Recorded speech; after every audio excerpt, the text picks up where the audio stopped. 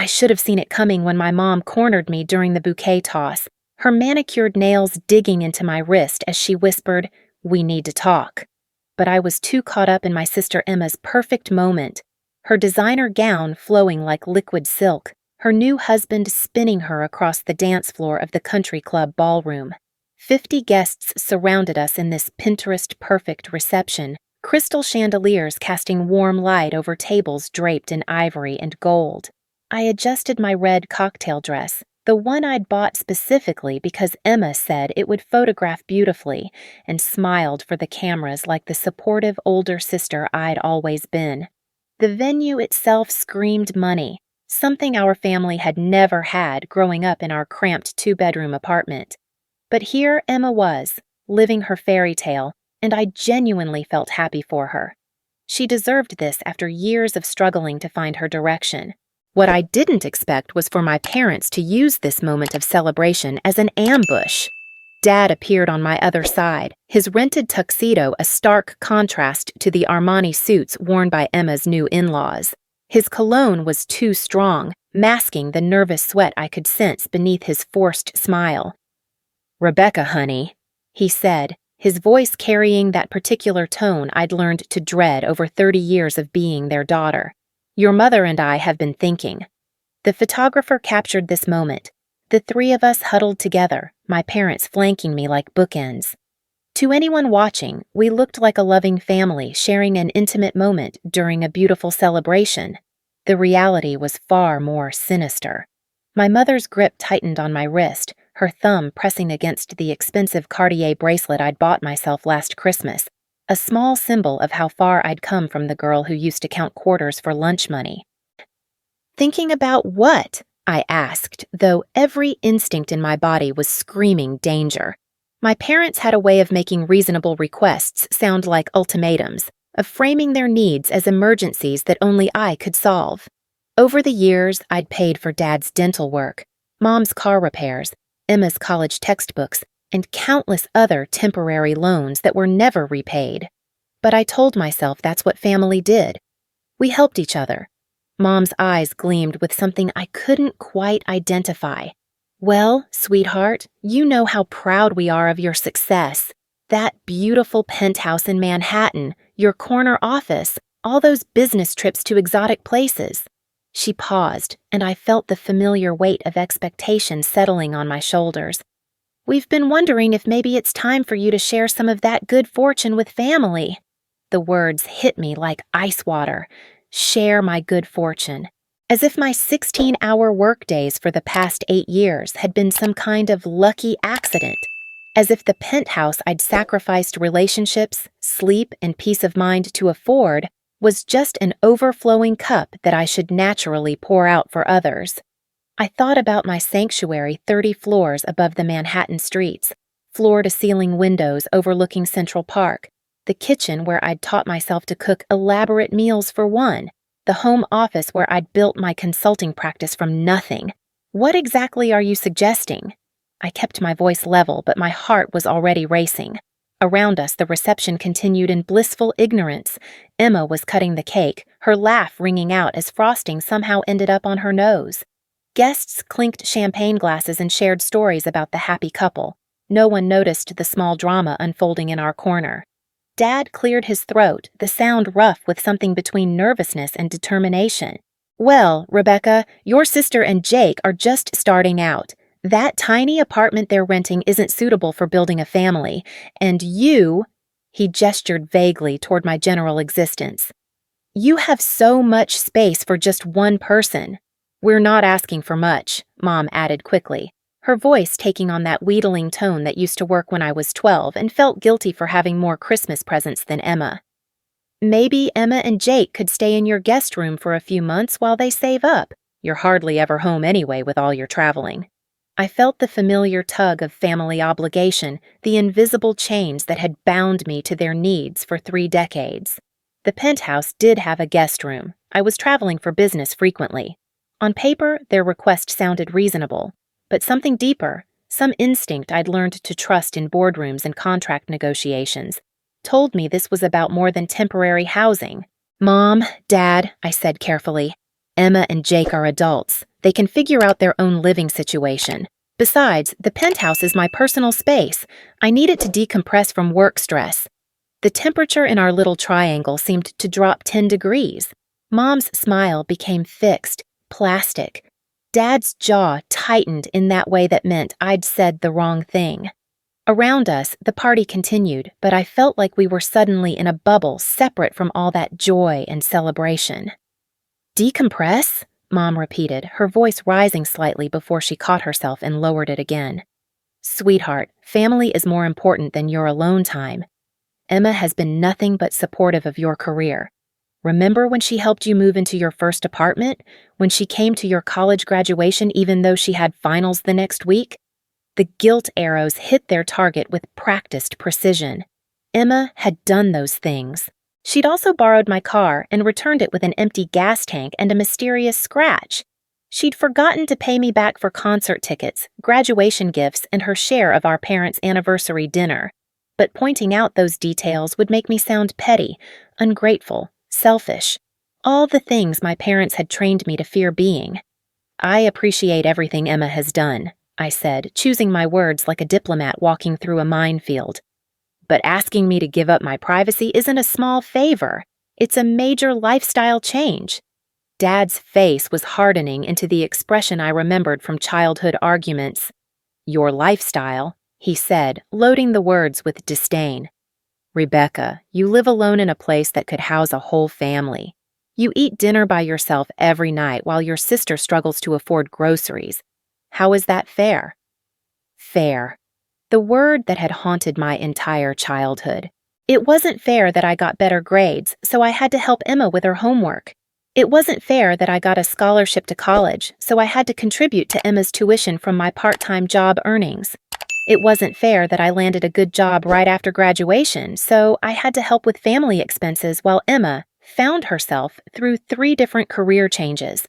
Life isn't fair, Dad, I said, feeling 30 years old and 12 years old simultaneously. I worked for what I have. Emma can work for what she wants. The slap across my emotions was immediate, even though Mom hadn't raised her hand yet. How can you be so selfish? She hissed, her voice low enough that nearby guests couldn't hear but sharp enough to cut. We raised you better than this. Family takes care of family. I have taken care of family, I shot back, my voice rising despite my efforts to keep it controlled. I've been taking care of everyone but myself for my entire adult life. When does it end? That's when I saw it, the look that passed between my parents. A flash of something cold and calculating that made my stomach clench. This wasn't just about Emma needing a place to stay. This was about something bigger, something they'd planned. Actually, Dad said, his voice taking on a false casualness that set every alarm bell in my head ringing. We were thinking more along the lines of you signing the penthouse over to Emma as a wedding gift. You could find yourself a nice 1-bedroom closer to your office. It would be more practical for your lifestyle anyway. The words hit me like a physical blow. Sign over the penthouse. The place I'd killed myself to afford. The symbol of everything I'd accomplished despite growing up in a family that saw my success as a resource to be distributed rather than an achievement to be celebrated. You want me to give Emma my penthouse, I repeated slowly, making sure I'd heard correctly. Around us, the reception was reaching its peak. The band was playing something upbeat, couples were dancing, and Emma was glowing with happiness as she mingled with guests. No one was paying attention to the small family implosion happening near the dessert table. Not give, Mom corrected quickly. Transfer. She'd pay you back eventually, of course. Once they get established, it's really more like a very generous loan. A loan, like all the other loans I'd made to family members over the years, the ones that were never repaid, never even mentioned again after the initial emergency passed. The ones that had taught me that in our family, my success belonged to everyone, but everyone else's problems belonged to me. No, I said, the word coming out clearer and stronger than I'd expected. Absolutely not. The mask slipped from Mom's face entirely. Her eyes went cold, and her voice dropped to that dangerous whisper she'd used when I was a child and had committed some unforgivable sin, like wanting to keep my birthday money instead of sharing it with Emma. "Rebecca Marie Martinez," she said, using my full name like a weapon.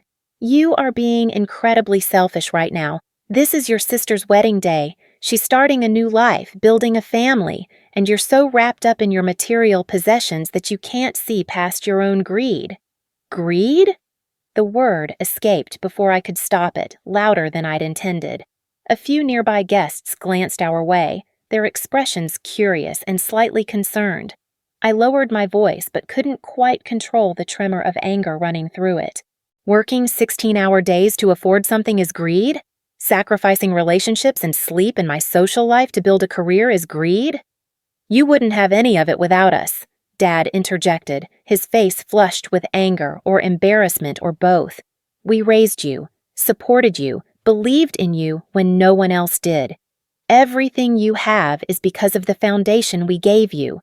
The foundation, the guilt foundation, built from years of being told that my achievements were somehow collective property, that wanting to keep the fruits of my labor made me a bad daughter, a bad sister, a bad person. "And I've spent 15 years paying you back for that foundation," I said, my voice getting stronger as pieces of clarity began falling into place. "Every car repair, every medical bill, every small loan that was never repaid. I've been supporting this family since I was 22 years old." Mom's face went white with fury. "How dare you throw our legitimate needs in our face? We never asked you for anything we didn't desperately require." "Legitimate needs, like Dad's fishing boat that he used twice before selling at a loss, like Mom's pottery classes that she quit after a month, like Emma's elaborate bachelorette party in Cabo that somehow became my responsibility to fund." "You're asking me to give up my home," I said, the words feeling surreal as they left my mouth. "Not loan money, not help with rent. You want me to sign over the deed to my penthouse." "It's too much space for one person," Mom said, her voice taking on that reasonable, patient tone that made me feel like I was crazy for objecting. "Emma and Jake need room to grow their family. You're 34 years old, Rebecca. Don't you think it's time to stop being so focused on accumulating things and start thinking about what really matters?" What really matters? According to my family, what really mattered was that I should never want anything for myself, that my role was to be the successful one who funded everyone else's dreams while living modestly and being grateful for the privilege of serving. "What matters to me," I said, my voice steady despite the storm of emotions raging inside me, "is not being taken advantage of by people who are supposed to love me unconditionally." The words hung in the air between us like a thrown gauntlet.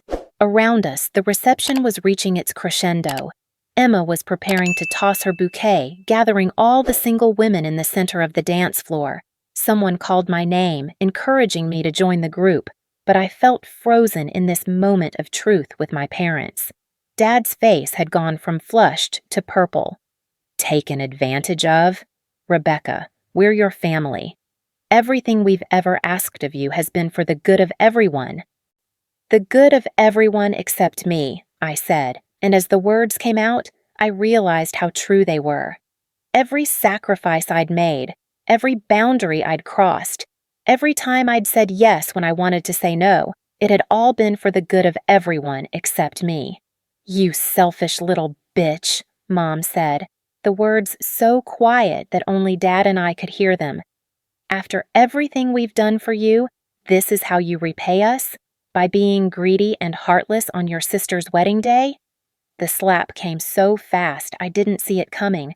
One moment I was standing there trying to process my mother calling me a bitch, and the next moment the sharp crack of her palm against my cheek echoed through the reception hall like a gunshot.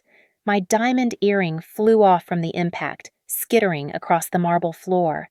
The sound seemed to reverberate forever, cutting through the music and conversation like a blade. 50 guests turned to stare. The band stumbled to a stop mid-song. Emma, standing in the center of the dance floor with her bouquet raised above her head, went pale as she took in the scene. For a moment that felt like an eternity, Nobody moved. Nobody breathed. The only sound was my own heartbeat thundering in my ears and the gentle clink of my earring finally coming to rest somewhere near the gift table. Then the whispers started. Low, shocked murmurs rippling through the crowd like water disturbed by a stone. I could feel every eye in the room on us, could sense phones being discreetly pulled out to capture this moment of family drama. My cheek burned where Mom's hand had connected, but the physical pain was nothing compared to the emotional devastation of being publicly humiliated by the woman who'd given birth to me. "Maria!" Dad hissed, grabbing Mom's wrist and trying to pull her away from me. "Not here. Not now." But Mom wasn't done. Her face was twisted with a rage I'd never seen before, as if my refusal to hand over my penthouse had unleashed years of resentment she'd been hiding behind maternal concern. "Don't you walk away from me," she said as I took a step backward, my hand rising instinctively to touch my burning cheek. "We're not finished talking about this." "Yes," I said, my voice surprisingly calm despite the chaos of emotions rioting inside me. "We are." I turned and walked toward the exit, my heels clicking against the marble floor in a rhythm that seemed unnaturally loud in the stunned silence of the reception hall. Behind me, I could hear Dad trying to calm Mom down, could hear Emma's voice rising in confusion and distress as she tried to understand what had just happened to her perfect wedding. But I didn't look back, couldn't look back. Because if I did, I might see the faces of 50 people who had just watched my mother slap me for refusing to give up my home. And I might realize that none of them, not one, had stepped forward to defend me. The night air outside the country club was cool against my burning cheek. I walked to my car on unsteady legs, fumbling for my keys with hands that shook more from adrenaline than emotion. In the distance, I could hear the reception resuming, the band striking up a new song as if nothing had happened, as if the successful daughter hadn't just been publicly assaulted for setting a boundary. I sat in my car for a moment, staring at my reflection in the rearview mirror. My cheek was red and already starting to swell slightly. My carefully applied makeup was smudged, but my eyes looked different, clearer somehow, like I was seeing my family, my life, my patterns for the first time. Then I pulled out my phone and made a call. "Marcus," I said when the familiar voice answered. "It's Rebecca Martinez. I know it's late, but I need you to do something for me tomorrow morning, something I should have done years ago." The drive back to Manhattan gave me 47 minutes to think, and by the time I pulled into my building's underground garage, the fog of shock had lifted enough for clarity to take its place. I sat in my car for another 10 minutes, staring at the concrete walls and fluorescent lighting, replaying every moment of the last 3 decades through a lens I'd never allowed myself to use before. The slap had been the final puzzle piece, the one that made the whole picture snap into focus with devastating clarity. This wasn't about Emma needing help. This wasn't about family loyalty or sharing good fortune. This was about control, manipulation, and the systematic conditioning of a daughter to believe her worth was measured by her usefulness to others. I touched my cheek gingerly as I rode the elevator to the 30th floor. The sting had faded, but I could feel the heat radiating from the swollen skin. In a few hours, there would be a bruise. Physical evidence of what happened when you finally said no to people who'd spent 34 years teaching you that your boundaries didn't matter. My penthouse welcomed me with familiar silence. Floor-to-ceiling windows revealed the glittering tapestry of Manhattan at night. Central Park, a dark oasis surrounded by rivers of light.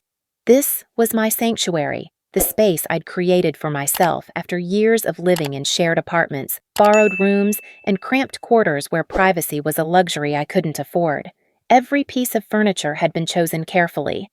The Italian leather sofa where I read legal briefs on Sunday mornings. The mahogany dining table where I'd hosted exactly 3 dinner parties in 8 years because work consumed most of my social energy. The kitchen with its restaurant-grade appliances that I'd learned to use through YouTube videos and expensive mistakes. For the first time since I'd signed the lease, I tried to see it through my parents' eyes. 3 bedrooms for 1 person, a kitchen that could feed a small army, a living room spacious enough for entertaining crowds I never invited, To them, it must have looked like hoarding, accumulating space and luxury while family struggled, but they'd never seen me at 3 in the morning, pacing these floors while trying to solve a client crisis. They'd never witnessed the panic attacks that used to drive me from my bed to the windows, where the view of the city reminded me that I'd made it out of that cramped apartment where arguments echoed through thin walls and privacy was a foreign concept. They'd never understood that this wasn't excess, this was healing. I poured myself a glass of wine and settled into my favorite chair, the one positioned to catch both city lights and the morning sunrise. Then I called Marcus Chen, the private investigator who'd helped me with due diligence on several business deals over the past 5 years. "Rebecca." His voice was alert despite the late hour. "What's the emergency?" "I need you to do a financial background check," I said, surprised by how steady my voice sounded. "Full workup, income, debts, assets, spending patterns for the last 5 years. Business or personal?" I took a sip of wine and watched a helicopter's lights blink across the night sky. "Personal. Very personal." "Okay," Marcus said, and I could hear him settling into work mode. "What am I looking for specifically?" "The truth," I said, "about whether the people asking me for money actually need it or whether they've been lying to me for years." There was a pause. Marcus had done enough personal investigations to recognize family drama when he heard it. "Send me the names and basic information. I'll have preliminary results by tomorrow afternoon, full report by Tuesday." "One more thing," I added, finishing my wine and feeling something cold and determined settle in my chest. "I need you to document everything you find, legally admissible documentation. I have a feeling I'm going to need it." The next morning brought a text from Emma that made my decision feel even more justified. "Rebecca, I don't know what happened last night, but Mom says you're being selfish about the penthouse. Can we talk? This is supposed to be the happiest time of my life. Not, are you okay after Mom hit you? Not, I'm sorry that happened at my wedding. Just disappointment that my reaction to being assaulted was interfering with her happiness. I spent Sunday researching something I should have investigated years ago: financial abuse in families. The articles I found read like a biography I'd never authorized. The successful sibling becomes the family ATM. Requests start small and reasonable, building to larger demands as boundaries erode. Guilt, obligation, and love are weaponized to ensure compliance. The victim becomes so accustomed to the pattern that they begin to believe it's normal, even noble. One phrase kept appearing in my research: financial abuse often escalates when the victim begins to resist. The penthouse demand wasn't just entitlement, it was a test. If I'd agreed, the next request would have been bigger. Maybe my retirement account. Maybe my business. Maybe everything. Marcus called Sunday evening with preliminary findings that confirmed my worst suspicions. "Your parents aren't broke," he said without preamble. "Your father has been collecting disability payments for a back injury while working construction jobs under the table. Your mother's been running a small catering business out of the house for 3 years. Cash only, unreported income." I felt my wine glass slip slightly in my grip. "How much are we talking about?" "Conservative estimate? They're pulling in about $70,000 a year combined, not counting the disability payments. That's not rich, but it's comfortable for their lifestyle and location." "What about debts?" "Surprisingly minimal. House is paid off. Apparently, someone helped them with a large payment about 6 years ago that cleared most of their mortgage." Someone. That someone had been me, writing a check for $43,000 to help them avoid foreclosure. Or so they'd told me. Emma and her husband. "This is where it gets interesting," Marcus continued. "Jake Harrison works in tech sales, makes about $90,000 base plus commission. Emma's been working part-time at a marketing firm, about $30,000 a year. Together, they're doing fine. Not penthouse fine, but definitely not struggling to afford groceries fine." The room spun slightly as 15 years of guilt collapsed into a pile of lies. Every emergency, every crisis, every desperate phone call asking for help. How many of them had been manufactured? "There's more," Marcus said. "I did some digging into property records. Your parents have been looking at vacation homes in Florida. They put a deposit down on a condo in Sarasota 3 weeks ago. $40,000 down payment. $40,000, while asking me to give up my home because they couldn't afford to help Emma. Send me everything, I said, my voice hollow. Every document, every record, every piece of evidence you found. Rebecca, Marcus's voice was gentler now. I've seen this before. Family financial abuse. It's more common than people think, especially when one child is significantly more successful than the others. I'm sorry. After he hung up, I sat in my living room staring out at the city lights, feeling like I was mourning the death of people who were still alive. The parents I'd thought I had, struggling, grateful, genuinely in need, had never existed. In their place were strangers who'd spent 15 years running a con game on their own daughter. Monday morning, I called in sick to work for the first time in 3 years. Instead, I spent the day with my attorney, reviewing Marcus's findings and exploring my options. By Tuesday, I had a plan. The man who showed up at Emma's reception had been worth the wait. I'd chosen the timing carefully. Tuesday evening, exactly 1 week after the wedding. Emma and Jake would be back from their honeymoon, probably hosting a small gathering to show off wedding gifts and share pictures with family and friends who'd attended the ceremony. Marcus had confirmed the location. My parents' house, where Emma had lived during the engagement to save money. The same house where I'd grown up sharing a bedroom with Emma, where privacy was non-existent and boundaries were treated as selfishness. I didn't attend the gathering myself. I couldn't face them yet, wasn't ready for the confrontation that would inevitably come. But I made sure I was nearby, parked across the street with a clear view of the front door when the process server arrived. He was exactly what I'd requested. Professional, polite, and completely unmistakable in his purpose. Well-dressed enough to command respect, carrying a leather portfolio that screamed legal business. When Mom answered the door, I watched through my windshield as her face went from curious to confused to absolutely terrified in the span of 30 seconds. The papers he handed her were comprehensive, a formal demand letter outlining 15 years of financial history, documented evidence of their undisclosed income and assets, and a cease and desist order prohibiting any further contact with me unless it was through legal counsel. But the real blow was the final document, a detailed accounting of every penny I'd given them over the years, categorized not as gifts, but as loans, complete with calculated interest and a payment schedule for repayment. Total amount owed, $347,000. I watched Mom's legs buckle as she read the number. Through the open door, I could see Emma rushing forward, could see Dad's face going white as he read over Mom's shoulder. The process server waited patiently as they processed the information, then handed them a business card and left. The screaming started before his car had even pulled away from the curb. I could hear Mom's voice carrying across the street, high and panicked and furious. She was shouting my name, calling me ungrateful and vindictive and heartless. Dad's voice joined hers, deeper and angrier, promising consequences I couldn't quite make out through the closed windows of my car. Then, Emma appeared in the doorway, still in her honeymoon clothes, and I saw her make a phone call. My phone rang moments later, but I didn't answer. I'd already said everything I needed to say through the legal documents currently being passed around my childhood living room like toxic waste. The calls kept coming throughout the evening. First Emma, then Dad, then Mom, then Emma again. Voicemails piled up, each one more desperate and angry than the last. By midnight, I had 47 missed calls and 17 voicemails that I deleted without listening to. Wednesday brought silence, which was somehow worse than the frantic calling.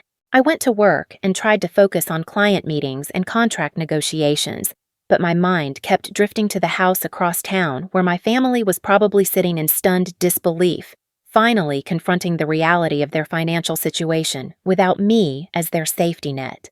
Thursday, Emma showed up at my office. I was in a meeting with a client when my assistant knocked and slipped me a note. "Your sister is in the lobby, says it's an emergency."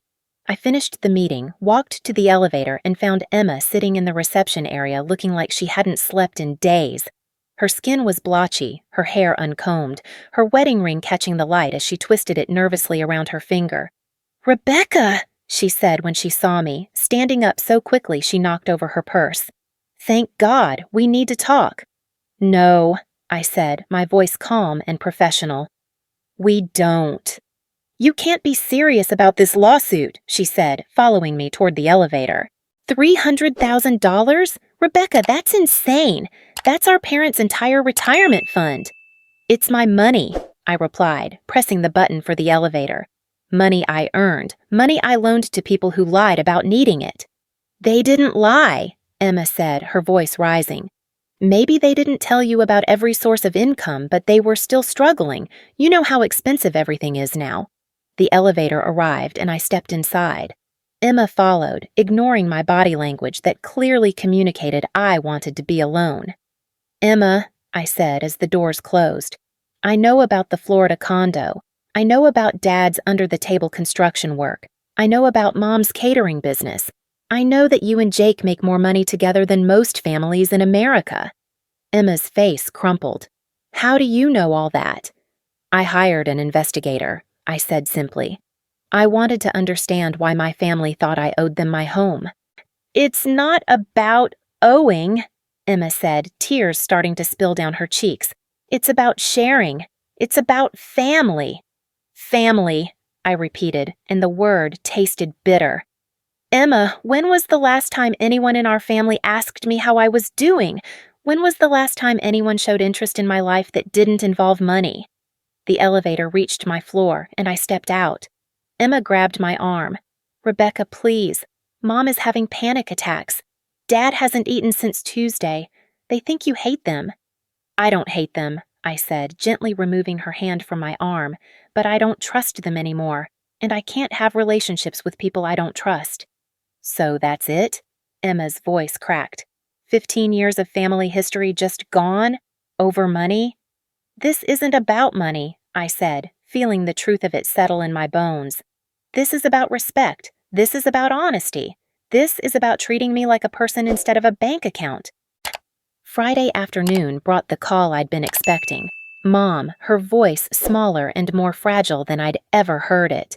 Rebecca, she said, and I could hear that she'd been crying. Please, come home. Please let us explain.